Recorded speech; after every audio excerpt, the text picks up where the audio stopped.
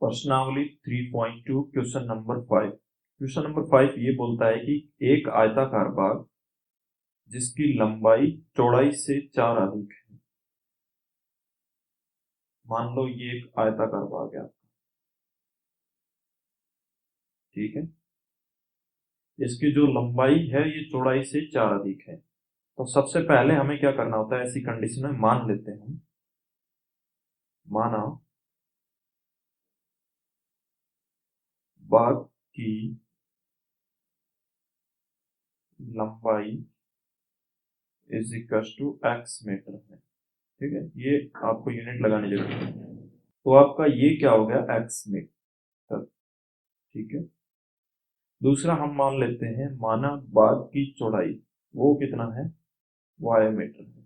तो ये आपका क्या हो गया, y, ठीक है। अब लंबाई और चौड़ाई हमें पता है, लेकिन ये हमें हिंट्स देता है इसको सोल्व करने के लिए। ये कहता है कि इसकी जो लंबाई x है, ये कहता है कि इसकी जो लंबाई x है वो चौड़ाई से 4 अधिक है। चौड़ाई प्लस 4, उससे 4 अधिक है तो चौड़ाई प्लस 4 के बराबर होगी। इसलिए लंबाई है वो चौड़ाई प्लस 4 के बराबर है। इसलिए इक्वेशन 1 हो गई, x is equal to y plus 4। अब ये कहता है इसका अर्ध परिमाप। आयत का परिमाप कब होता है, ये चारों जब भुजाएं आपस में जुड़ती है तब परिमाप बनता है। तो अगर मैं ये जब चारों बराबर होगा तब आपका क्या होगा, आयत का परिमाप होगा। लेकिन ये बात कर रहा है अर्ध परिमाप की। अर्ध परिमाप मतलब एक लंबाई और एक चौड़ाई का योग। आयत का परिमाप क्या होता है कि दोनों लंबाई का योग 2x प्लस 2y, दोनों चौड़ाई का योग। वो आयत का हमेशा इक्वल टू क्या रहता है, उसका परिमाप रहता है। अब अगर अर्ध परिमाप बोल रहा है तो एक लंबाई और एक चौड़ाई, क्योंकि दो कॉमन आ जाएगा इसमें से। x प्लस वाई का आधा क्या होगा, x प्लस वाई, तो ये x और ये y, एक लंबाई और एक चौड़ाई, वो आपका होगा इज इक्वल टू अर्ध परिमाप।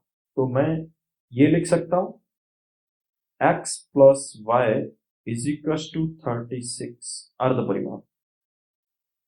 ये आपकी हो गई इक्वेशन नंबर 2। हमें दो इक्वेशन चाहिए थी, दो इक्वेशन मिल गई, लेकिन ये कह रहा है बाग की विमाएं ज्ञात कीजिए। विमाएं मतलब x और y की वैल्यू क्या है। अब प्रश्नावली 3.2 में अगर हमें कुछ भी वैल्यू या हल पूछता है कि इस इक्वेशन का हल क्या है, तब हम क्या करते थे, ग्राफ बनाते थे। तो हम इसको ग्राफ विधि से सोल्व करेंगे। अगली प्रश्नावली 3.3 में हम सीखेंगे, इसी टाइप की इक्वेशन रहेगी, उसको आप इक्वेशन से भी सोल्व कर सकते हो, तो वो अगली में सीखेंगे। लेकिन अभी तक हमें हल निकालने का एक ही मेथड पता है, वो ग्राफ है। इसलिए हम इस क्वेश्चन को सोल्व करेंगे ग्राफ विधि द्वारा। और आपको पता है ग्राफ के लिए हमें क्या बनानी पड़ती है, दोनों इक्वेशन की दो टेबल बनानी होती है। चलिए फिर इक्वेशन नंबर 1 की टेबल बनाते हैं। इक्वेशन नंबर 1 क्या है, x is equal to y plus 4। ये x हो गया, ये y हो गया। अगर मैं काम करता हूं, x इज इक्वल टू 0 मान लेता हूं। जब x इज इक्वल टू 0 मानूंगा तो क्या हो जाएगा, 0 is equal to y plus 4। तो y 4 इधर आएगा माइनस हो जाएगा, y is equal to minus 4। इसी टाइप से जब मैं x इज इक्वल टू 8 मानता हूं तो मेरा y इज इक्वल टू क्या आएगा, 8 is equal to y plus 4 आ जाएगा। 4 इधर होगा तो माइनस हो जाएगा, तो y इज इक्वल टू हमें क्या मिलेगा, 8 minus 4 is equal to 4। x is equal to 8 पे y इज इक्वल टू 4 मिलेगा। ये हो गया। ये हमने 4 के मल्टीपल में क्यों लिया है, मैं जब नेक्स्ट टेबल को सोल्व करूंगा उसके बाद आपको बताऊंगा ऐसा क्यों किया मैंने। अगली इक्वेशन क्या है, x plus y is equal to 36। ये इक्वेशन नंबर 2 है। इसकी टेबल बनाता हूं मैं, x एंड y। अब आपको पता है कि 36 क्या है, बहुत बड़ी संख्या है। इतनी ग्राफ में कॉलम्स नहीं होते हैं ताकि हम उसको दिखा सकें। इसलिए मुझे x की वैल्यू ऐसी माननी पड़ेगी ताकि उसकी वैल्यू y की वैल्यू भी कम आए। अगर मैं x की वैल्यू 0 मानूंगा तो y 36 आ जाएगा। इसलिए हम काम करेंगे, ग्राफ को 4 के मल्टीपल बनाएंगे। एक कॉलम की वैल्यू 4 मानेंगे, इसलिए हमारी x और y की वैल्यू रखेंगे वो भी 4 के मल्टीपल में रखेंगे।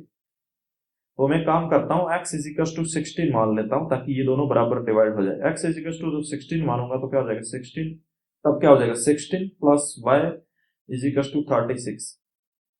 जब 36 में से 16 माइनस होगा तो y इज इक्वल टू क्या बचेगा 20। तो x की 16 पे y की वैल्यू क्या रहेगी 20।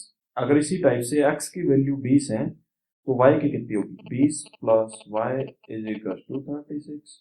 20 माइनस होगा तो y इज इक्वल टू क्या हो जाएगा 16, बस उल्टा हो जाएगा। ये 20 है तब इसकी वैल्यू क्या हो जाएगी 16, क्योंकि हमें 4 के मल्टीपल में ग्राफ बनाना है तो इसकी वैल्यूज भी 4 के मल्टीपल में आनी चाहिए। अब जब मुझे दोनों टेबल मिल गई तो मुझे ग्राफ बनाना होगा, उसके लिए हम क्या करते हैं इस रफ वर्क को हटा देते हैं।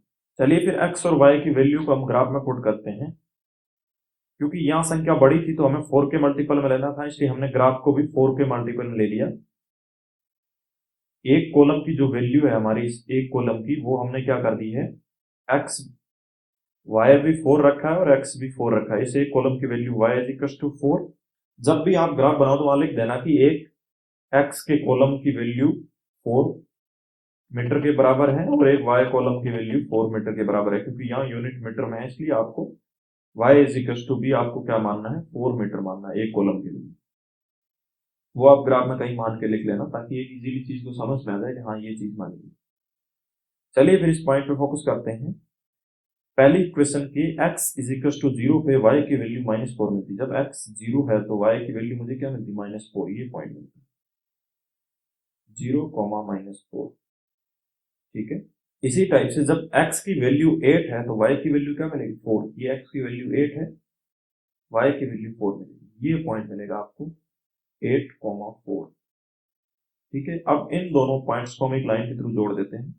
तो इन दोनों पॉइंट को जोड़ते हुए हमें ये लाइन मिल गई और ये लाइन की इक्वेशन क्या है x is equal to y plus 4। ठीक है। इसी टाइप से नेक्स्ट इक्वेशन में कोऑर्डिनेट्स क्या आ रहे हैं x इज इक्वल टू 16 पे y की वैल्यू क्या है 20। तो ये x इज इक्वल टू 16 है और y की वैल्यू क्या है 20। ये है 16, 20 ये आपकी वैल्यू रहेगी। ठीक है। x, y। फिर x इज इक्वल टू 20 पे y इज इक्वल टू क्या 16। ये x इज इक्वल टू 20 है, y इज इक्वल टू क्या रहेगा 16। ये वाला पॉइंट मिलेगा 20, 60। ये इस लाइन पे पॉइंट मिलेगा। अब इन दोनों पॉइंटों को हम जोड़ने वाली लाइन बना देते हैं। तो इसी टाइप से इन दोनों पॉइंटों को जोड़ने वाली ये लाइन मिल गई आपको और ये लाइन का समीकरण क्या है x plus y is equal to 36।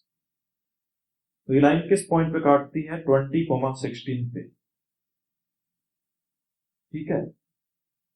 y आपका क्या था चौड़ाई थी, x आपका क्या था लंबाई। तो हमें वैल्यू किस पॉइंट पे काट रही है 20, 16 पे। तो लंबाई की वैल्यू हमें क्या मिलेगी जो आयत होगा उसकी लंबाई कितनी होगी 20 मीटर एंड उसकी चौड़ाई क्या होगी 16 मीटर होगी। तो यही आपका आंसर है कि इसमें यही पूछा है कि बाद की विमाएं क्या होगी तो उसकी लंबाई और चौड़ाई पूछी है। तो लंबाई हमारा 20 मीटर होगा और चौड़ाई 16 मीटर होगा। तो ये आपका आंसर है। धन्यवाद दोस्तों, एमएम स्टडी से जुड़ने के लिए।